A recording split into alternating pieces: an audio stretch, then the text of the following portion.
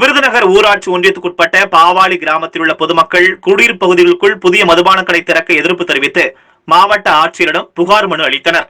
விருதுநகர் ஊராட்சி ஒன்றியத்துக்குட்பட்ட பாவாளி கிராமத்தில் சுமார் 700க்கும் மேற்பட்ட குடும்பங்கள் வசித்து வருகின்றனர்.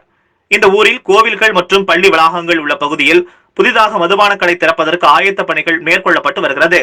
இந்த பகுதியில் மதுபான கடை திறக்கப்பட்டால் பள்ளி மாணவர்களின் எதிர்காலம் மிகவும் கேள்விக்குறியாகும் என்றும் அவர்களின் நல்லொழுக்கம் பாதிக்கப்படும் என்றும் மேலும் கோயில்களில் வழிபட வரும் பக்தர்களுக்கு மிகவும் சிரமத்தையும் ஆபத்தையும் விளைவிக்கக்கூடியதாகவும் இருக்கும் என்றும் ஊராட்சி ஒன்றிய அளவிலான கூட்டமைப்பு சார்பிலும் பொதுமக்கள் சார்பிலும் தங்கள் பகுதியில் மதுபான கடை திறக்க வேண்டாம் என்று எதிர்ப்பு தெரிவித்து புகார் மனு அளித்தனர்.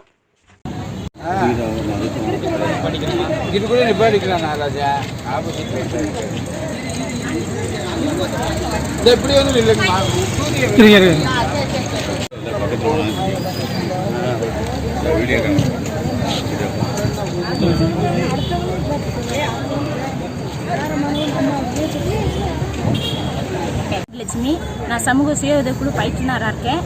எங்கள் பாவாளி கிராமத்தில் சுற்றி ஒரு 10 குக்கிராமம் இருக்குது.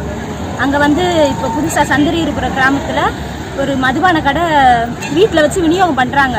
இதனால் எங்கள் கிராமத்தில் சுற்றி இருக்கிற ஆண்கள் ரொம்ப பாதிக்கப்படுவாங்க. இதில் நாங்கள் தான் ரொம்ப பாதிக்கப்படுவோம். ஏன்னா சின்ன சின்ன குழந்தைங்களை கூட அனுப்பி அந்த போய் வாங்கிட்டு வர சொல்லுவாங்க.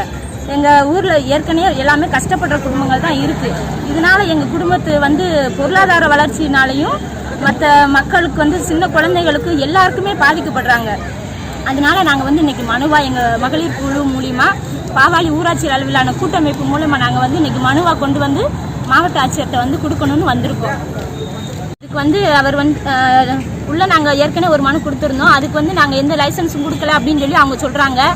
அதுக்கு நாங்கள் ஏற்கனவே ஒரு மனு கொடுத்துருந்தோம். அதுக்கு நடவடிக்கை எடுக்காத பட்சத்தில் தான் நாங்கள் இங்கே மாவட்ட ஆட்சியரை தேடி வந்திருக்கோம். இதுக்கு அவர் எங்களுக்கு சரியான நடவடிக்கை எடுத்து கொடுக்கணும். அது சரியான நடவடிக்கை எடுக்கலைன்னா நாங்கள் போராடுறது கூட தயாராக இருக்கோம்.